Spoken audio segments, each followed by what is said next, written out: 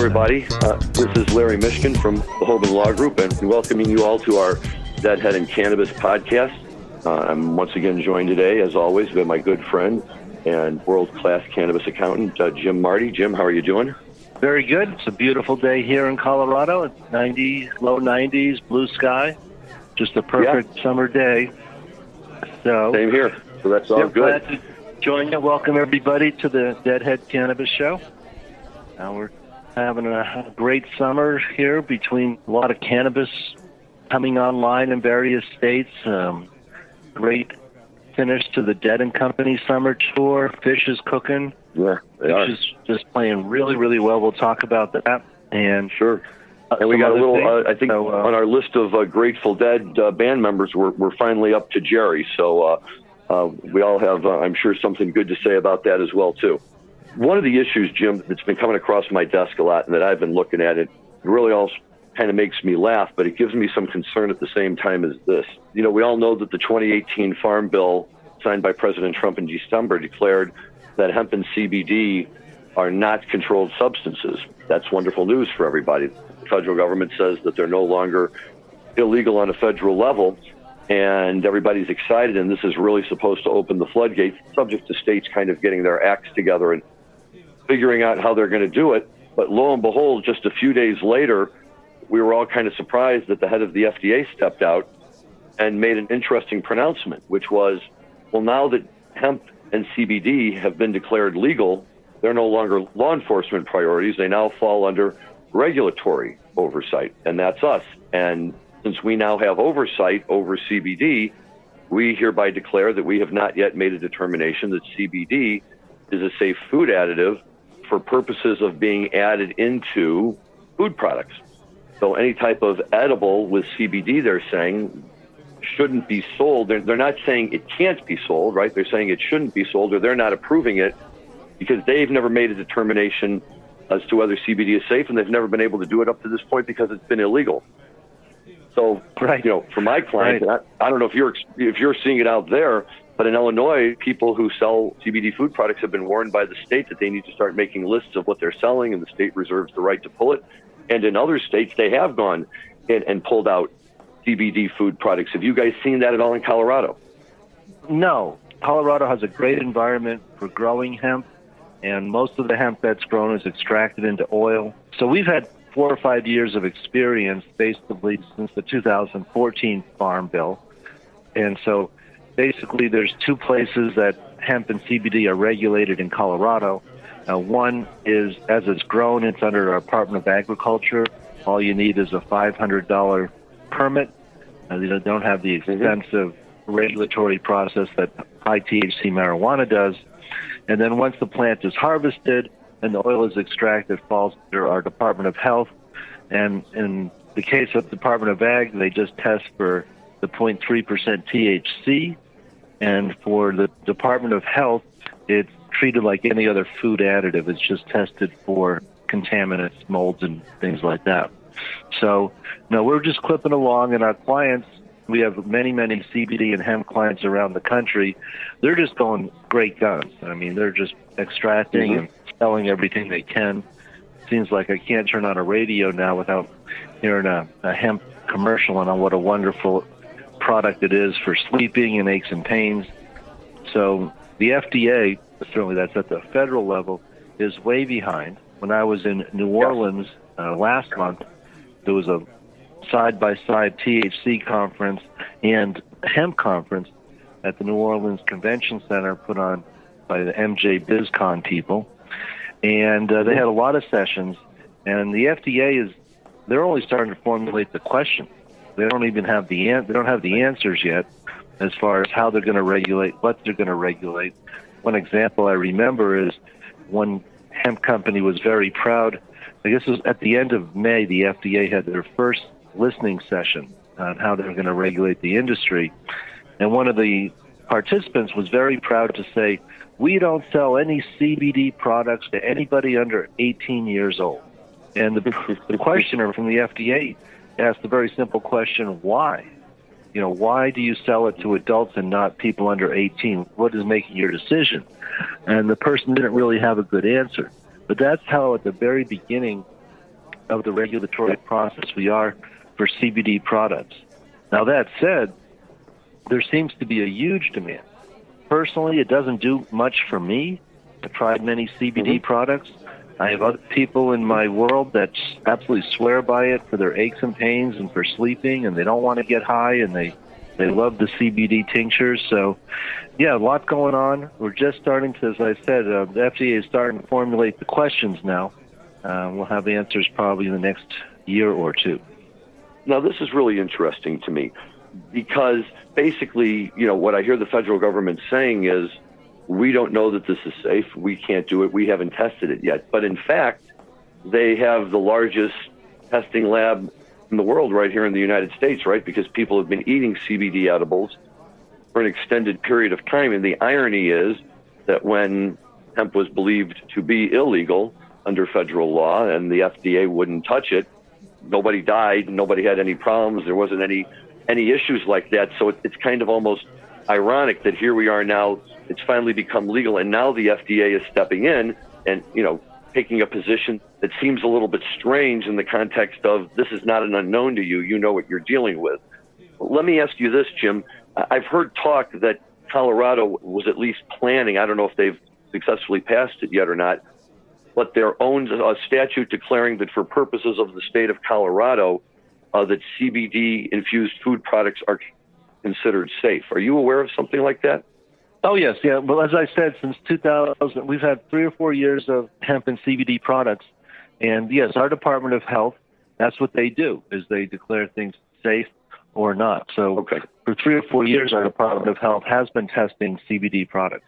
See, and so that's great. Now, in Illinois, I've been working here with people in the CBD industry, and we're reaching out to Illinois legislators because we don't have anything similar in Illinois where the state itself actually says, don't worry, we've determined that for purposes of sale in this state, it's safe. And so obviously that's causing a hindrance in the industry. And so we're trying to take steps to at least solve it on the Illinois level. But I want to take this out to its logical conclusion and kind of follow the FDA's thought pattern here, because this is something that sometimes keeps me awake at night. What's going to happen 1, 2, 5 years from now, whenever it is, when the federal government declares that marijuana is no longer a controlled substance?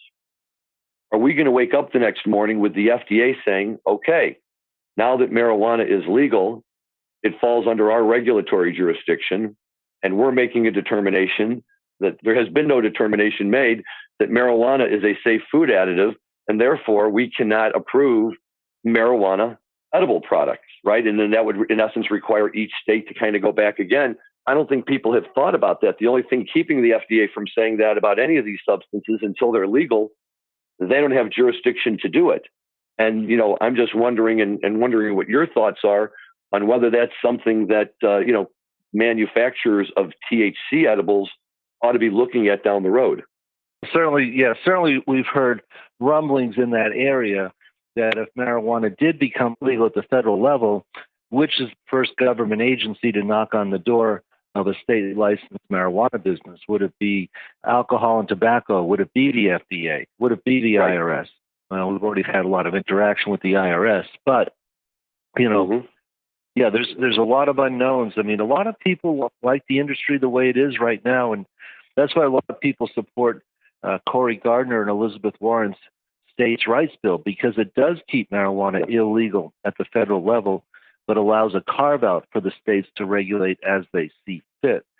And that would prevent marijuana products from crossing state lines, pretty much keep the industry the way it is now, except it would basically fix the banking problem and the deductibility of expenses outside of cost of goods sold.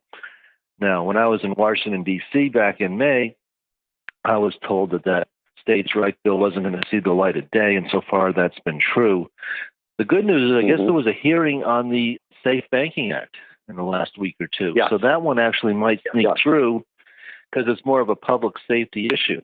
I was just on the phone today with somebody from California, and there is no banking in California to speak of. People are running around with backpacks full of cash, going to 10 different convenience stores to buy $10,000 worth of money orders to pay their bills. So the lack of access to banking is a public safety issue. And so maybe we will see something come out of Congress this session on the Safe Banking Act. Let me ask you a question about that, because, you're a numbers guy and you understand this stuff better than I do. The way I understand that Safe Banking Act and even the States Act is that it's not changing the law nationwide. It's only changing the law in those states that have state-approved medical and or adult use marijuana programs. So in those states, in essence, under the States Act, it's not considered a Schedule 1, and then under the SAFE Act, banks can step in and they can provide the service as well. So how does this work? Because a bank, let's just throw out a bank, Chase, for instance. Chase Bank services in every state in this country. In the state of Colorado, they have offices, and I can understand they say, okay, well, we're going to let you bank in Colorado, but when you put your money into a Chase Bank in Colorado, it's not actually going into a vault that's located in the basement of the bank in Colorado, right? It's going into Chase's, wherever they hold their money. So the money is still going through states that aren't approved. It's still going through the federal system. And then if you cross the border to the next Chase Bank in a state that doesn't have a marijuana program, I'm just wondering how something like that can work on a state-by-state basis when it's part of a whole national chain, if you understand my question. Yes, that is going to be a very good question. We kind of can see the format now with CBD when it's, all of a sudden overnight basically made legal. Still a lot of questions and conundrums, but there's no slowing the industry down. They're just going to go right straight forward and do whatever they want, as they have done for decades in the cannabis industry. And the federal and state laws be damned, I guess, is what I know we're seeing it now in CBD. We've had a CBD client in the southern part of Colorado. They've been shipping their product for 3 or 4 years to anywhere in the world that people wanted it. So it's definitely a case of the barn door is open and the federal government's not going to have very much trying to shut it. The best they can do is to try to regulate it. And another interesting thing with this flood of CBD products is I haven't heard of anybody getting sick or going to an emergency room or having any issues taking a CBD product. Well, and that's exactly right. And the idea is, why do you can go pay and do all the federal studies you want, but all you have to do is check hospital records, across the country and find out how many people in the last 10 years have reported to a hospital. And ultimately, the issue has been the consumption of CBD. I can see where you might have a problem with CBD if somebody takes a CBD product and, maybe it doesn't measure out right, and then they subsequently go in for a drug test and they fail the test because the level was too high. But that's a different issue. That doesn't have to do with public safety and those types of things that the FDA is talking about here. And we also know, and I think you and I have talked about this in the past, that in Israel, they've been doing patient studies on CBD for over 50 years. So it's kind of almost disingenuous for the FDA to take this position. And to some degree, I just see it as trying to preserve their jurisdiction in all of this and say, hey, it's not enough that for the last 50 years, people around the world have been taking CBD and there hasn't been any known problems. We, the FDA, haven't made that determination yet. So we'll tell you when it's safe. And I think you're right. A lot of people are looking at them and shrugging their shoulders and saying, oh, well, you go about and do it however long that's going to take. But we all know from personal experience and, from having seen the market be so successful for so long, that we know what the answer is going to be. You guys just, go ahead and do what you have to do to get there. So those are my thoughts, at least. So many other things to talk about today. Certainly here in Illinois, we're hopping and popping all over the place and all of that. But while we still have a few minutes here, there's a couple of things that I really wanted to quickly pivot to, and we can always come back to these other topics in our next show. The thing that we've been kind of doing is, kind of going through the various positions of the Grateful Dead, and we finally made our way up to the top to Garcia. I want to talk about that. And at the end, I want to circle back around to the Fish shows this last weekend in Alpine Valley, because not only were they pretty unique shows in their own right, but I think it makes an interesting counterpoint, to what we all have to say about Garcia. And, just taking it from the top, while we can all sit here and say that every member of the Grateful Dead serves a purpose, and every member of the Grateful Dead was, kind of integral to the overall success of the band and the unique nature they had and the music they made and all of this. And I respect anybody else's opinion in the world. But for me, it all began with Garcia. And I was clearly drawn to the Grateful Dead by Garcia and his guitar playing and his style. And on any given night, I would have been just as happy to go see the Jerry Garcia band as I would be to go see the Grateful Dead. And it was his guitar solos and his musicianship and styles in which he played that really somehow struck a chord with me. And I assume quite a number of other Deadheads out there in such a way that we were compelled to follow him. We were compelled to see what he was going to do next. You know, his life became fascinating. And unfortunately, that may have put a little extra pressure on him that resulted in some of the demons he was facing. But I think it can't really be overstated. You know, you talk about the Rolling Stones and Mick Jagger, that's great. And, you know, the U2 and Bono and all of that. But there's just something magical about Jerry, Captain Trips, and really just taking this band and taking it to levels that it may never have been able to go with his musicianship and his background in music. You know, he was also professionally trained. His father was a band leader. And I think Jerry originally met Bobby because Bobby heard Jerry playing the banjo and wanted to come in and learn how to play, or maybe it was the guitar. But it was just something special in such a way that John Mayer, I think, does a really, really great job. And I think a lot of other people do too. But the magic of the shows was you knew Jerry was going to hit a certain chord. You knew he was going to take it in a certain way. And waiting for those special moments and living through them is what, to me, is the primary difference between the Grateful Dead and anything else that's come after. Sure.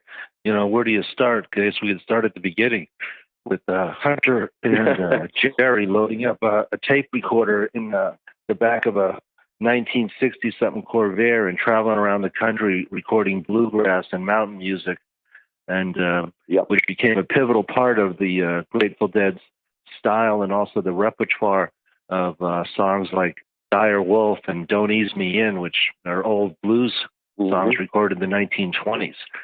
Right. And then the story I like to tell, you know, especially at my house where I have a lot of young people, college age, some of the history is that, you know, one of the reasons the Beatles quit touring was the sound was terrible. They sounded terrible. I remember Paul McCartney telling when they played one of their last shows at Shea Stadium, the music was broadcast through the baseball stadium's PA system, and it couldn't have sounded very good. Jerry and the Grateful Dead were the first ones to be able to, especially on Jerry's case, have a single guitar note fill an arena or a stadium or a music hall. You know, single notes that were crystal clear. And that was, of course, funded by Stanley Owsley with his profits from the LSD sales. So it was a cycle of psychedelics into the sound system, producing better and better sound, getting larger and larger audiences. And bring that all the way forward to John Mayer, who I just a couple weeks ago at Folsom Stadium in Boulder, and he was filling that football stadium with single guitar notes. It was also getting to where what I would always call, when I was lucky enough to see my 45 Grateful Dead shows, Jerry's virtuoso guitar, when he'll really do a super rave up, if you will, specifically, say, during a morning dew. John Mayer was actually getting to that level, I thought, at the Folsom shows. They did a morning dew that he really brought down the house with. So, we could talk all day, as we've mentioned before. You take the song Althea, take out the word Althea, put in the word Garcia, and that song will start to make some sense, a lot more sense. Yeah, always enjoyed Jerry. Right. I remember my first Grateful Dead show. My girlfriend, now my wife of almost 40 years, got our first Grateful Dead tickets for Christmas of '78, and the show was in January of '79. And somehow we ended up, it was me and her brother Brian, who's still a great friend of mine, my brother-in-law now, fifth row. And I was like making eye contact with Jerry during Casey Jones.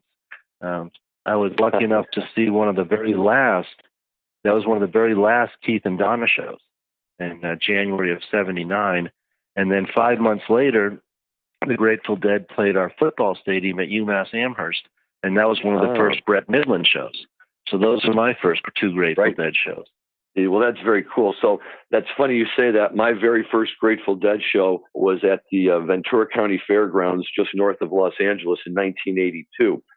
And we went to the show, my buddy and I, and, we walked in and we got pretty close up to the stage, and they came out and, there was this legend standing up in front of me, and they pair into Bertha, which I didn't even know was Bertha at the time. And they're playing away, and I'm thinking, well, this music sounds really good. And my buddy and all the guys around us are all laughing, and they're cracking up. And I'm like, what's so funny? And I said, by the way, how come Jerry isn't singing? He forgot the words. Like, what? He forgot the words. I said, who forgets the words to their own song? Jerry Garcia. But that's what made him so wonderful, was that he was human. He wasn't automatic. He wasn't just a machine that was programmed night after night. You could hear him play the same song 3 times on the same tour, and it would not necessarily sound the same every time. And you made a great point before, Jim, that I don't think people can truly appreciate enough, and that's the uniqueness and the varied exposure and influences that Jerry had with music. He had blues background and jug guitar or jug band music and country music, and he played the banjo, and he was able to take all of these different sounds and bring them in and incorporate them and make them part of this unique music machine that, with all due respect to Fish and all of the other jam bands who all do a marvelous, marvelous job, it's very hard to say that any of them, even to this day, do it quite as well.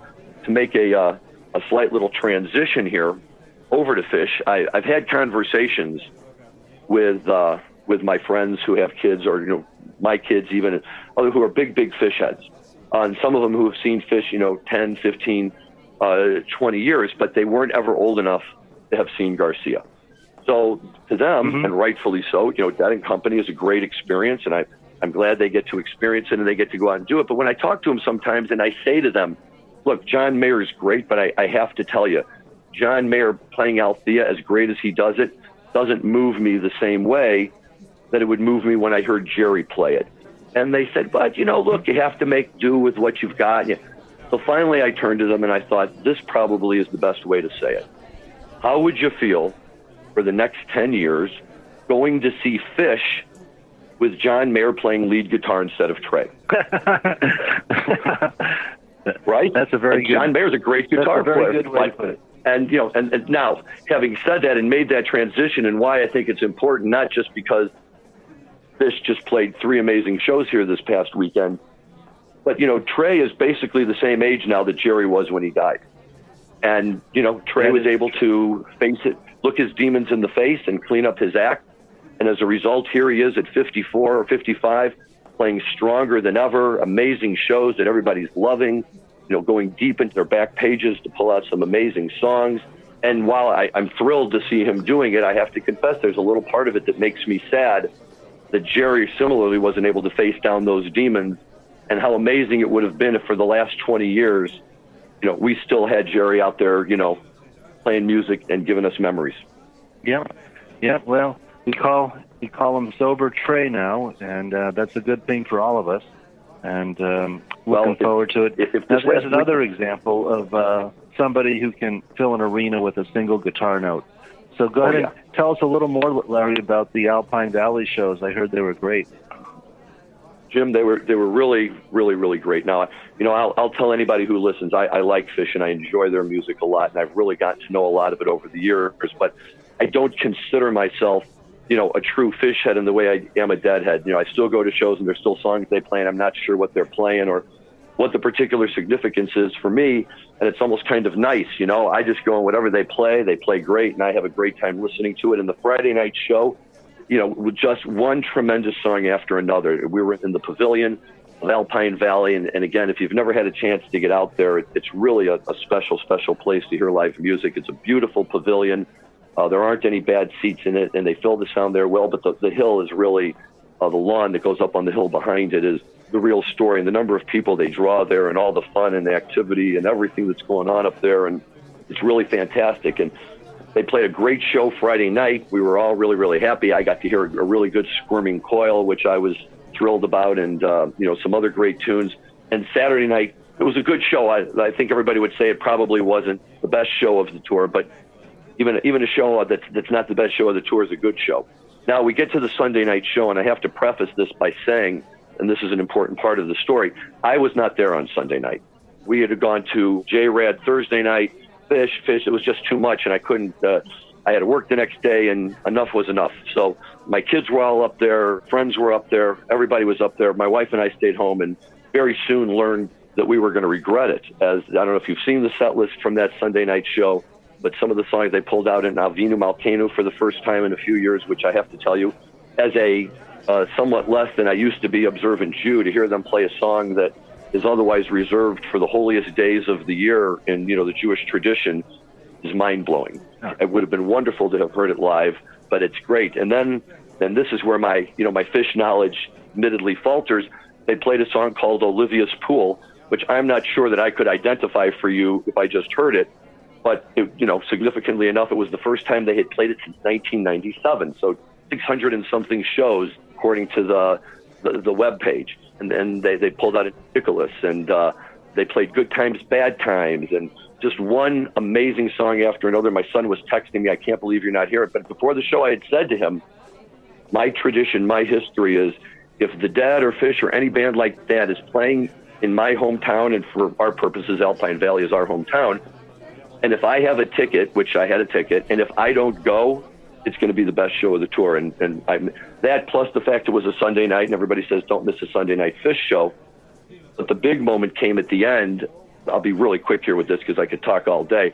My son knows a group of people, and somebody who was in the group wasn't at the show on Friday and Saturday. They were at a wedding in Milwaukee, and they got to actually go meet Trey Friday night after the show because they went to the hotel where the band was staying. And the story was that he told Trey, the band played Contact on Sunday night.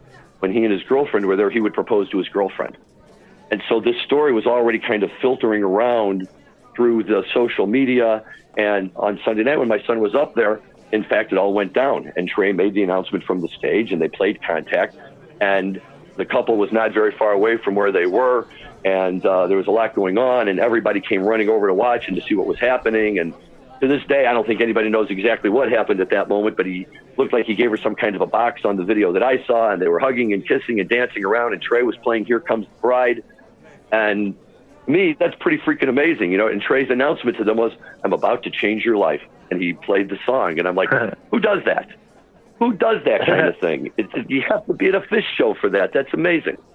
That's great. Well, we're certainly looking forward to our 3 shows on Labor Day weekend.